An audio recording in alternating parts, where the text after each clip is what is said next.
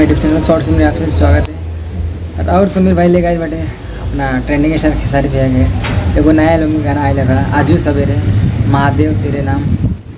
तो बहुत कम टाइम में बहुत बड़े व्यूज़ मिला था, बहुत अच्छा व्यूज़ मिला था। पवन सिंह के कालू गाना आए रहे गौरव हमारे वो को बहुत बढ़िया व्यूज़ मिल रहा था। और वो लोग जाके शॉर्ट वीडियो बनाए लगन और सपोर्ट करी लगन।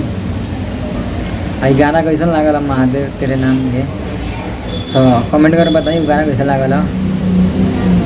और ध्यान एगो नया गाना आया अपना पवन सिंह के, तो वो गाना सामान में अपना ट्रेंडिंग स्टार खेसारी भैया और पावर स्टार पवन सिंह दोनों आदमी वालों ना तहलका मचा दिले वालों। तो रघु लोगन चाहे फुल सपोर्ट करी लोगन उन लोग आगे। अब उनका का सपोर्ट करें, उनका तो फुल सपोर्ट बढ़ले बा। अब हमनी का सपोर्ट करी लोगन, हमनी जैसा यूट्यूबर के और ऐसे वीडियो ला हमने चैनल को सब्सक्राइब करे लगन। हमारे जितना भाई लोगन सब्सक्राइब के बाद दिल से शुक्रिया भाई। और वीडियो पूरा देखा लोगन। मिलल जी नया वीडियो में चलो तो नहीं दूसरा वीडियो को व्यवस्था में।